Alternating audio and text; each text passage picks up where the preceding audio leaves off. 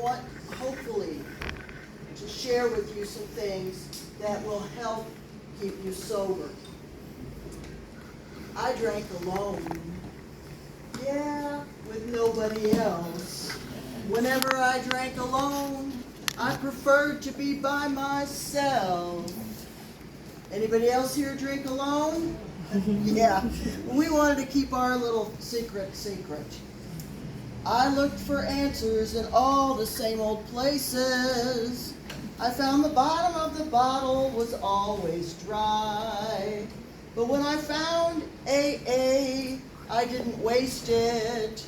And now I live a life where I don't need to get high. How about that singing voice of mine? I even took singing lessons. But I don't give a flying squirrel's butt what you think of my singing. What I do care is about you getting the life you're meant to live, the one that drink and drugs sidetracked you from. How many times have you found yourself drinking when you promised yourself you were going to stay sober that day? What triggered you, if anything? My brother says life is not a bowl of cherries. It's a bowl of cherries and jalapenos. What you eat today is going to burn your butt tomorrow. My name is Martha Burrich, and I'm going to share with you some strategies you can use to stay sober through good times and bad, so you can stop burning that butt. Now I want you to close your eyes just for a minute and imagine your life a year from now if you did not drink or drug again. Who would you be with? Where would you live? What job or business would you be in? How about your body? What shape would you be in? Your health? People trusting and believing in you again?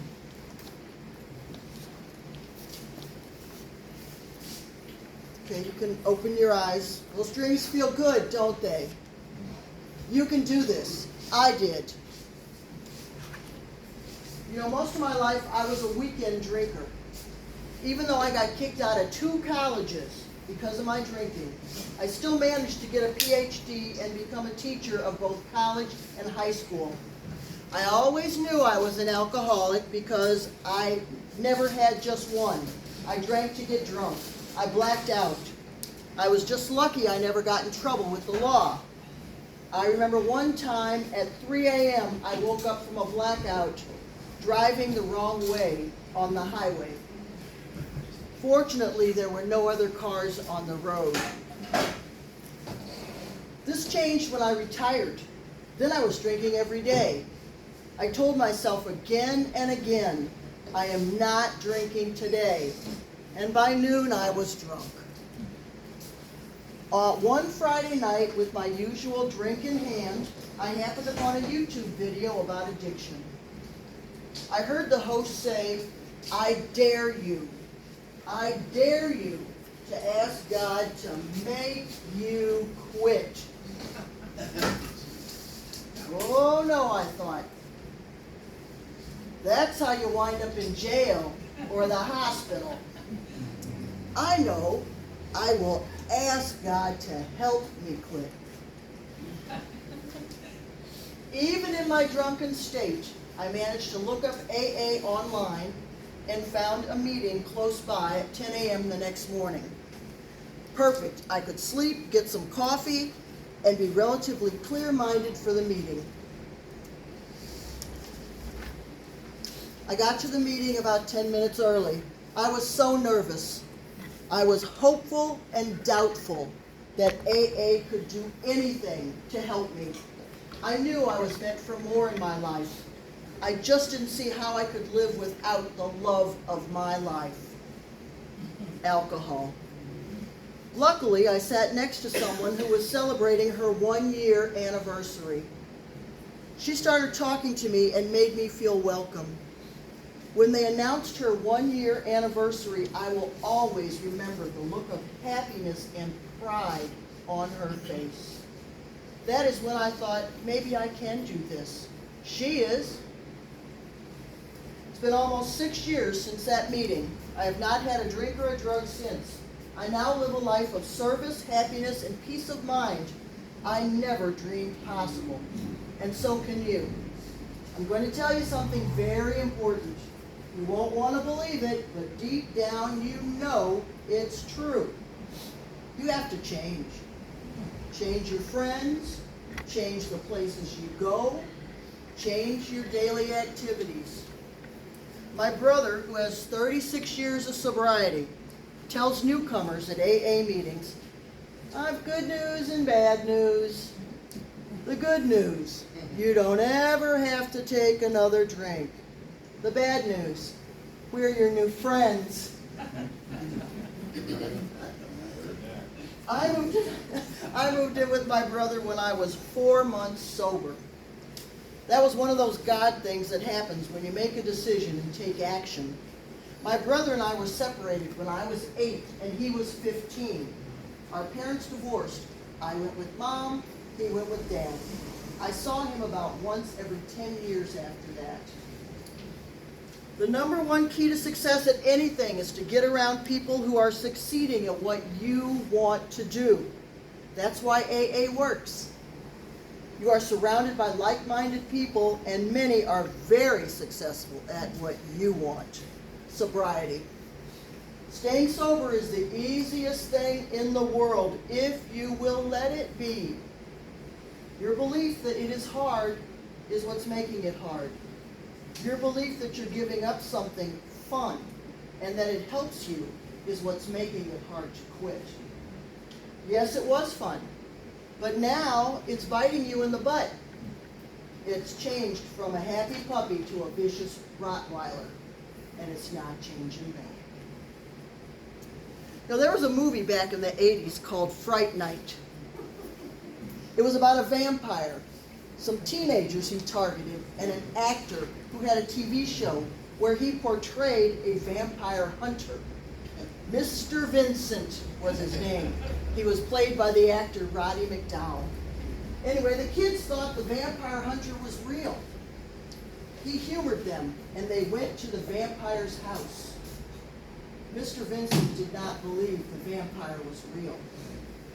At the vampire's house, Mr. Vincent realized the vampire was real. He pulled out his cross to ward off the vampire. The vampire grabbed it and was not harmed. You gotta have faith for that to work, Mr. Vincent. Well, you must have faith that you can stay drug and alcohol free no matter how many times you've tried before. The past does not equal the future. You must have faith that you have or will develop the strength to handle whatever life throws at you. Boredom, rejection, job loss, family fallout, friends leaving, breakups, divorces, business disappointments, car problems, money problems, sickness, death of loved ones. No matter what happens, you can handle it. Somebody needs to step up to the plate. It needs to be you, me, us. You must make the basic commitment, no matter what. I will not drink today. Make a commitment to sobriety backed by action. Ask God to help you stay sober first thing in the morning and thank Him at night. In the confrontation between the stream and the rock, the stream always wins. Not through strength, but by perseverance. Continuous action. The philosopher Plato said, the first and best victory is to conquer self. So make the bed and wash the dishes every day. Start doing actions every day that show you are serious. I was gonna clean my room till I got high. I was gonna get up and find the broom, but then I got high. My room is still a mess, and I know why. Because I got high, because I got high, because I got high. I messed up my entire life because I got high. I lost my kids and my wife because I got high. Now I'm sleeping sleeping on the sidewalk, and I know why. Why? Because I got high. Because I got high. Because I got high. How much of your life did you miss because you were trying to get high, got high, were recovering from getting high, were thinking of getting high, how you're going to get the booze, where you're going to get the booze, how you can hide the booze. That's a lot of time gone. Anyone can wish to stay sober, but only a few know that it requires a burning desire and a definite plan. A big part of that plan is to live in today. Not yesterday, not tomorrow. The tree of tomorrow begins with the seeds planted today. Stop eating the jalapenos. About 2 or 3 years ago, I was sitting around with someone in the program, and I said, "Hey, so-and-so is having a barbecue next week. You want to go with me?"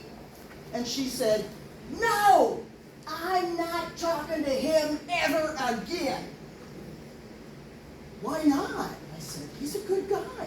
What happened?" I told him a secret, and he told it to someone. And I looked at her, and I said, "He can't keep his own secrets, and you told him one of yours?" See, we learned early in AA that most of our problems we cause ourselves. The 4th step is where we begin to learn that. The first step is the only one that mentions alcohol. The remaining 11 are ways to live in peace and harmony with ourselves, other people, and God. Let's review those 12 steps. 1, admitted we were powerless over alcohol, that our lives had become unmanageable. Have you done this? Really? Or are you just wanting to get out of trouble with the law, get through probation, appease your family or job? 2, came to believe that a power greater than ourselves can restore us to sanity. If you have a problem with God, I suggest you use someone who's crossed over. They're on the other side. They must know something we don't. Or use Aristotle, your grandma, or the great outdoors. In a mother's womb were 2 babies. One asked the other, "Do you believe in life after delivery?" The other replied, "Why, of course. There has to be something after delivery. Maybe we are here to prepare ourselves for what will be later." "Nonsense," said the first. "There's no life after delivery. What kind of life would that be?" The second insisted, "Well, I think there is something, and maybe it's different than it is here. Maybe we won't need this physical cord anymore, but certainly we will meet Mother, and she will take care of us." The first replied, "Mother? You actually believe in Mother? That's laughable. If Mother exists, then where is she now? I don't see her, so it's only logical that she doesn't exist." To which the second replied, "Sometimes when I am in silence and I focus and really listen, I can feel her presence, and I can hear her loving voice calling down from above." Step 3, made a decision to turn our will and our lives over to God as we understand Him. Thinking and doing are not the same thing. Now, some people say step 3 is a crossroads. It's where you decide, you know what, I'm going to stick with this and I'm going to follow through and do those steps. Decisions must be backed by action. Action tells God and other people you are serious. Talk is cheap. 4, made a searching and fearless moral inventory of ourselves. Here's where many people get stuck. This is a true action step. Now look, we all have skeletons in the closet. I'm going to tell you something I told the gals at the jail. I told the jail every Monday. And some of the gals didn't appreciate this, and this is a little risque, so excuse me. So I said, look, everybody's a hoe. I never met anybody who wasn't at home. So if that's what you're guilty about, knock it off. So I was in a meeting once, and I was crying about how rotten I am and terrible, and I was a bad mother and blah, blah, blah. And this man comes up to me, this young guy, after the meeting, and he goes, you know what, honey, don't worry about it. I used to shoot up with my baby in the back seat. And I looked at him, and I said, you win. Because I realized at that moment it was all ego. I was just saying, I'm worse than you. And then, one day at the jail, ego, my skeletons are worse than yours. I'm more of a victim than you. So one day at the jail, a woman says to me during the meeting, why would God forgive me if he won't forgive the devil? Now, my first thought was, I thought I had an ego problem. Please. And so I said, I don't know. I'll look it up. So I go home after the meeting and I get on the internet and I look up, why won't God forgive the devil? Why? And there really are sources, and the devil never asked. So I copied the sources, and she was at the meeting the next week, and I gave it to her. And I never saw her again. But really, that's just an excuse to drink. Oh, I'm so bad. You don't know what I've done. Oh, please. Okay, now we're on step 5. Now this one is a little touchy. Admitted to God, to ourselves, and to another human being the exact nature of our wrongs. Hey, look, go to another town. Go see a priest. Confess to someone who does not know you.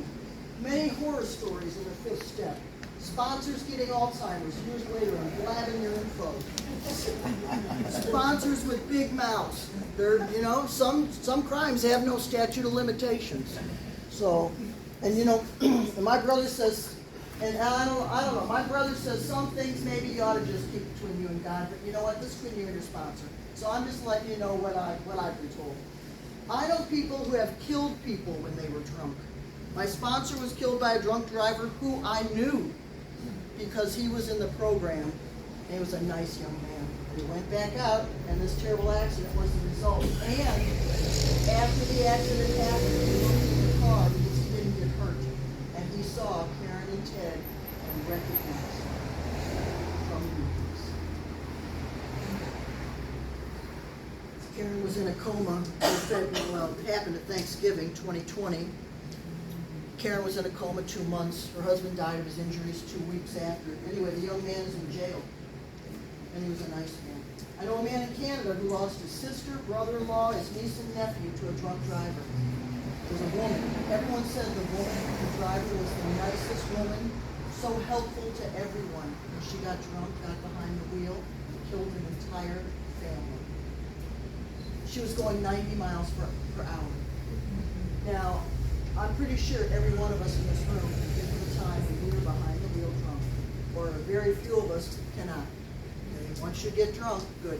Once you get drunk, you just don't know what you're doing. So that's why you don't want to even start. Okay, 6, we're entirely ready to have God remove all our defects of character. Here we take action to become better people and get rid of our selfishness. 7, humbly ask God to remove our shortcomings. Now these are the 7 deadly sins of the Bible. Pride, greed, lust, envy, wrath, which means anger, gluttony, eating too much. Anybody got a donut? And sloth, laziness. Made a list of all people we had harmed and became willing to make amends to them all. And be sure to talk that over with your sponsor before you go shooting your mouth off and making amends and stopping people. And made direct amends to such people wherever possible, except when to do so would injure them or others. As I said, you must talk this over with a sponsor before you do anything. Living amends are the most important. And how you act now makes all the difference. You can say, I'm sorry till the cows come home. Nobody cares. Continue to stay sober one day at a time. Continue to take personal inventory, and when we were wrong, promptly admitted it. Okay, so we got a guy at one of our meetings, and he has given me permission to tell this story. He's been sober a few years. One time, he comes to a meeting one day, and he's mad. He's mad. Now, every morning, he gets up at like 4 a.m. and he makes coffee. He pours some in his thermos, and he takes it to work, and he always leaves like a half a pot for the wife. Well, one day, I guess he drank too much coffee, and he took it all. Well, his wife had a fit and called him selfish. You're selfish. You took all the coffee. You'd have thought she'd have called him an axe murderer. He was so upset. I mean, he was just beside himself. How could she call me selfish? I'm the least selfish person on the planet. I'm blah, blah, you know how we are. Blah, blah, blah, blah, blah. And he was thinking, I might have to divorce her. Yeah. She doesn't appreciate me. Yeah. And he took this, you know how we are. He took it to the nth degree because we're crazy. And then, okay, so they settled that problem. He worked it out. They settled. In fact, he told me he's now got 2 gigantic coffee pots. They made sure they were full. Okay, so then another guy comes to a meeting, and he's been sober 9 months. And he used to get drunk at weddings and be obnoxious. Well, they were going to go to a wedding. And his family says, Dad, are you sure you want to go to this wedding? And he came to the meeting and he was so hurt. I've been sober 9 months and my family still doesn't trust me. He was a child. And then Crystal told us a story about somebody 3 weeks sober, and she was all upset because the family didn't trust her, didn't think she was going to stay. But 3 weeks? I haven't had a drink in 3 weeks. That's us, right? You know, we think we do one right thing and the whole world should be patting us on the back. You know, we've been idiots for years and years, but we do one right thing, one nice thing. Sought through prayer and meditation to improve our conscious contact with God, praying only for knowledge of God's will for us and the power to carry that out. Now, let me tell you a personal story. You know, I'm at an AA meeting one day. I've been going to jail for 2 years. Okay, so 2 years ago about it. And I'm like bored out of my mind. I'm like, man, I'm bored. These AA meetings, what am I going to do? I thought, I know, I'll go to jail. I've never been in jail. So I say it at a meeting. The guy across the table goes, good, I'm on the corrections committee. Here's the application. It's one of those God things, right? Well, so I go to the meeting, and there was a woman there that I knew. And she told me later, she was ready. You know, she had left the program and gotten a lot of trouble. She was ready this time. And she said, no, I'm serious. I'm sticking with it. And she said, I prayed every day for you. I said, what do you mean for me? She goes, I knew that you were solid and dependable. And I was trying to find a way I could contact you. So I prayed that somebody could get in contact with you. And she goes, and then one day you came walking into jail. Whoa. You know, prayer really works. And you know, I'm not saying this for me. I'm saying this because God works in funny ways. And we don't know. When you're led, you're like, what the heck? And anyway, she's doing really, really well. She's doing really well. I'm just so happy for her. All right, 12. Having had a spiritual awakening as the result of these steps, we tried to carry the message to alcoholics and to practice these principles in all our affairs. That's what I'm doing here, 12-step work. And, you know, I had an experience. Monday night, I went to NA and at Sacred Heart. And I'm not going to talk about those NA people, okay? We won't talk about it. Thank you. All right, so anyway, somebody that I had helped, it was their 1-year anniversary, and the person that talked about it, talked about how much this person had helped them. You know, and I thought, this is how the program works. We each help each other. And when we get sober, we can help other people. If we do what we're supposed to do, and that is we don't live for ourselves, we live for others, to help others. And I was just so happy for them. Okay, so, I have two more things to tell you before I finish. One, stop begging. We have begged enough in our lives for money, booze, drugs, love. Tell God you are going to stay sober, and you know He will help you because He is your friend. There was a scene in The Godfather where some fellow was crying and begging for Don Corleone to help him. And the Don slapped him.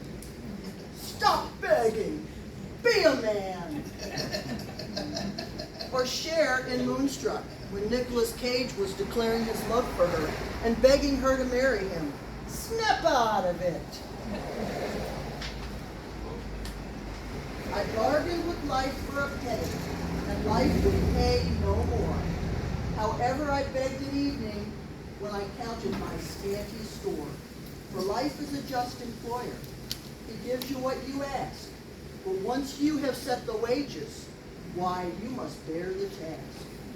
I worked for a menial's hire, only to learn dismayed that any wage I had asked of life, life would have paid. And now one more thing, I'll close with this song. And this is sung to the tune of Truck Bed by Hardy. I woke up on the right side of the bed this morning with a gratitude list in my head. Guess I got some sobriety 'cause I have so much to be thankful for. This is how I start every day. I can't believe how stupid I used to be. I thought I had to drink to be happy. I have not had a drink in 6 years. I have peace of mind every day. I no longer have guilt and shame and live a life better than I could even dream. I woke up on the right side of the bed this morning. Yes, I did. That's all I got to say.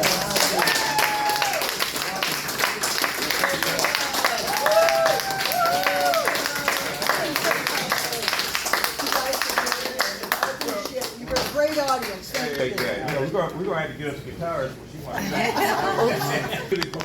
Background. There you go, a book for you came to I flipped